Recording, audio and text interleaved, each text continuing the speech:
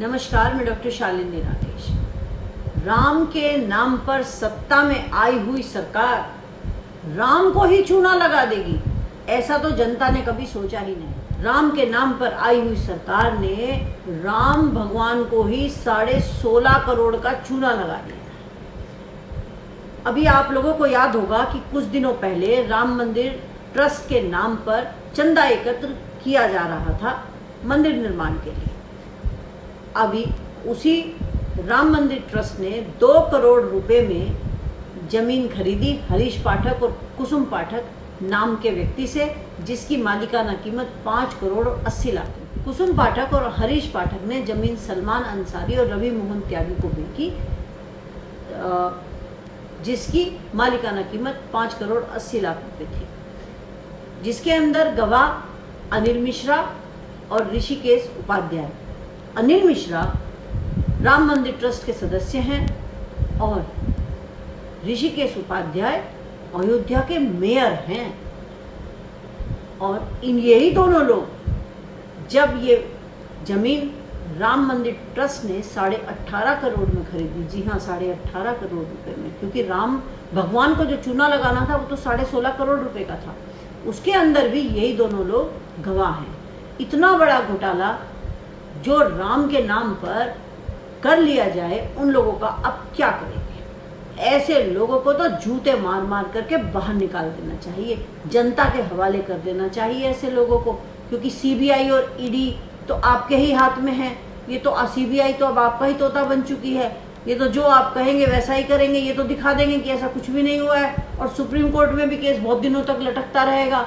अभी जो निर्मोही अखाड़ा है उसने तो पहले भी बताया था कि घोटाला हुआ है राम मंदिर ट्रस्ट में। वो जो पुराना घोटाला था अभी तो हम उसको ही नहीं भूले थे, जो कि 11,000 करोड़ का घोटाला था। अब एक और घोटाला हो गया। भारत के अंदर जमीन के रेट इतनी तेजी से बढ़ गए हैं कि इतने तो विदेशों में कहीं भी नहीं है, दुनिया में किसी में भी 5.5 लाख प्रति सेकंड के दर से रेट कहीं भी नहीं बढ़ता है, लेकिन हमारे भारत में बढ़ जाता है, वो भी राम के नाम पर। राम मंदिर ट्रस्ट की जो जमीन है उसका रेट इस तरह से बढ़ जाता है। अब आप बताइए क्या किया जाए ऐसे लोगों का? क्या सरकार इन पर कुछ करेगी? सरकार को इन पर कार्रवाई करनी चाहिए। क्या सरकार को ये नहीं पता था? सरकार को ये सब बातें पता थी, लेकिन सरकार आंखें मूंद करके बैठी रहती है, क्योंकि सरकार भी तो मिली हुई है। सरकार ने भी तो भगवा वस्त्र पहन रखे हैं, और जो ये भगवा वस्त्र वाले हैं ये सारे के सारे लुटेरे हैं। ये सारे के सारे राम का नाम लेकर के सत्ता में बैठे हुए रावण हैं। तभी ये इन लोगों के दिमाग में सिर्फ ऐसे ऐसे घोटाले करने की बात आती है, खुराफात करने की बात आती है। उत्तर प्रदेश के अंदर क्राइम कितनी बुरी तरह से हो रहा है, लेकिन इन्हें कोई फर्क नहीं पड़ता है, क्योंकि ये तो चैन की बंसी बजा करके सोते रहते हैं। इनके लिए तो सब कुछ चंगा है। इनकी हालत वो हो गई है कि अपना भरा तो जग का भरा, जनता भूखों मर रही है, इन्हें कोई फर्क नहीं पड़ रहा है। और टीवी वाले उनका तो काम है कि जो ये कहेंगे वही वो बोलते रहेंगे। वो इनके गुणगान दिन रात करते रहते हैं। उनके अनुसार तो योगी सरकार ने इतना अच्छा काम किया है कि इतना अच्छा काम आज तक कभी किसी ने किया ही नहीं है। हाँ, जरूर बहुत अच्छा काम किया है कि राम के नाम पर भी इतने बड़े बड़े घोटाले इस देश के अंदर किए जा रहे हैं। ऐसे घोटाले हमने पहले ना कभी देखे थे ना सुने थे, लेकिन अब तो कलयुग आ गया है। कलयुग में तो ये सब होना ही है। इन्होंने तो तमाम हिंदुओं की आस्था पर ठेस पहुंचाई है। ये क्या कहते हैं कि हिंदू खतरे में है? हाँ, अगर ऐसे लोग सत्ता में बैठेंगे तो हिंदू खतरे में है, क्योंकि हमारी पूंजी जो हम लोग मेहनत से कमाते हैं और उसमें से कुछ अंश बचा करके हम राम मंदिर में चंदा दिया, सभी जनता ने, गरीब ने, किसान ने, मजदूर ने, कर्मचारी ने, किसने चंदा नहीं दिया?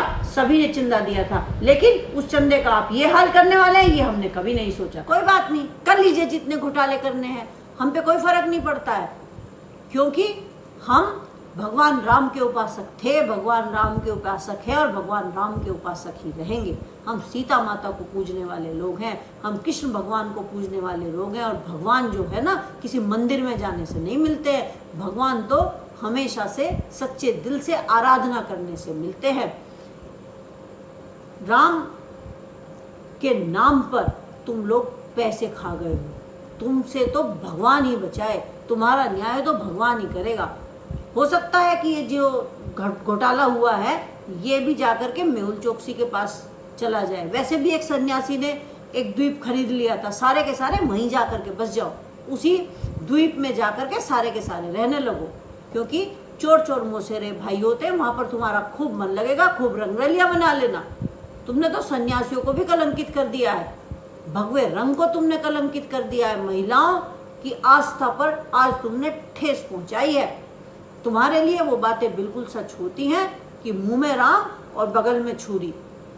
तुम बहुत खराब निकले हो, ऐसा तो किसी ने सोचा भी नहीं था कि हमने ऐसे लोगों के हाथ में भारत की बागडोर दे दी है, सारा देश बेच दिया है, ये कहकर के कि मैं देश नहीं बिकने दूंगा, मैं देश नहीं झुकने दूंगा, बेच दिया है सारा देश। और अब एक उम्मीद थी कि तुम राम मंदिर बनाओगे, उस राम मंदिर में भी तुमने घोटाला कर दिया। कोई जरूरत नहीं है हमें उस राम मंदिर में जाने की, हम तो अपने घर में ही भगवान राम को पूज लेंगे, हम अपनी सीता माता को भी उनके साथ ही रखेंगे। तुम्हारी तरह नहीं है कि जय श्री राम करेंगे, हम तो सीताराम करेंगे, सीता और राम को हमेशा से साथ रखेंगे।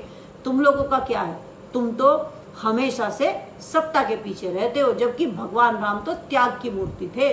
उन्होंने तो अपने छोटे भाई के लिए सिंहासन छोड़ दिया था और उस भाई ने सिंहासन छोड़ दिया था अपने भाई के लिए। लेकिन तुम लोग तो सत्ता के पीछे लगे हुए हो, तुम लोग को तो सिर्फ सत्ता से मतलब है। इतना बड़ा मनी लॉन्ड्रिंग का केस, ये राम मंदिर घोटाला जो आज सामने आया है, इसकी जांच कराइए और ईडी और सीबीआई उनसे जांच कराइए। जो लोग भ्रष्टाचारी हैं उनको जेल में भेजिए। आप तो कहते थे बहुत हुआ भ्रष्टाचार, अब की बार मोदी सरकार हो गई। मोदी सरकार क्या ये मोदी सरकार है जिसके अंदर भ्रष्टाचार हो रहा है? भगवान राम के नाम पर भी भ्रष्टाचार कर दिया है। बहुत दिनों से तुम गाते घूम रहे थे कि मंदिर वहीं बनाएंगे, इसीलिए बोल रहे थे कि तुम्हें तो करोड़ों का धन जो है वो डकारना था।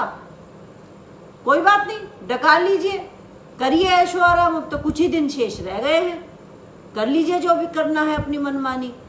जनता अब भूलने वाली नहीं है कि तुमने तो लाशों के ऊपर से कफन भी उतार लिए थे। कोरोना के समय में जो भारत की दुर्दशा हुई है, जो प्रदेश की दुर्दशा हुई है, वो हम सब लोगों ने देखी है और भगवान राम ने भी देखी है। भगवान राम तुम लोगों को कभी भी माफ नहीं करेंगे। बेशरम हो चुके हो तुम लोग, तुम्हें कितना भी कहें तुम्हें कोई फर्क नहीं पड़ता है। चिकने घड़े हो गए हो, अपनी काफिले में चलते हो, ऐशो आराम की जिंदगी जीते हो, घोटाला पे घोटाला करते हो। जब देखो तुम्हारी सीढ़ियां निकलती रहती हैं। ऐसे होते हैं राम भक्त। राम भक्त के नाम पर धब्बा हो तुम लोग। तुम लोगों को तो सिर्फ राम राम जपना और पराया माल अपना। सारी जनता के मेहनत की जो कमाई थी उसको भी तुमने हजम कर लिया है। तुम्हें किसी का डर नहीं है। अरे भगवान से तो डर लो। जब अंत समय आएगा तब उस समय ये धनवन कुछ काम नहीं आते हैं, सड़ोगे खाटों के अंदर पड़े पड़े। ध्यान रखना मेरी बात को। अब ये जो घोटाला हुआ है जनता तुम्हें तभी माफ करेगी। इस घोटाले की जांच कराइए, उनको जेल के अंदर भेजिए। और वो जो बार बार कहते रहते हैं कि मेहुल चोकसी को ला रहे हैं और नीरव मोदी को ला रहे हैं, लाना है तो लाइए, नहीं तो बार बार क्यों टीवी पे हमारा ध्यान भटकाते रहते हो? ढंग का काम करना है तो कीजिए, नहीं करना है तो इस्तीफा दीजिए। अब तक तो तुम्हें इस्तीफा दे देना चाहिए था। कोरोना में सरकार इतनी बड़ी फेलियर हुई है, अब राम मंदिर के ऊपर फेलियर हुआ है। सिर्फ राम मंदिर के ऊपर ही तो तुम लोग आए थे, कम से कम उसे तो बख्श देते। अब बात बात पर ठोको नीति लाने वाले, उत्तर प्रदेश को क्राइम मुक्त बनाने वाले, भ्रष्टाचार मुक्त बनाने वाले, अब कर लीजिए क्या करेंगे। भ्रष्टाचार तो सरकार के अंदर बैठे हुए हैं।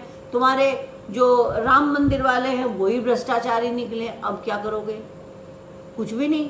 आपको क्या करना है? इनके पीछे थोड़ी आप ईडी सीबीआई छोड़ देंगे, कुछ नहीं करने वाले हो। आपको तो सिर्फ अपने मित्रों के लिए काम करना आता है। आप जब चाहेंगे इनको भी विदेश में भगा देंगे, ये भी चले जाएंगे उसी विजय माल्या के पास। और जब चुनाव आने वाले होंगे तब तुम फिर से हिंदू मुस्लिम करना शुरू कर दोगे, मस्जिदों को गिराना शुरू कर दोगे और कह दोगे अभी विजय माल्या आ रहा है, अभी मेहुल चोकसी आ रहा है, अभी प्लेन खड़ा हुआ है, अब हम उसको लेकर के आएंगे।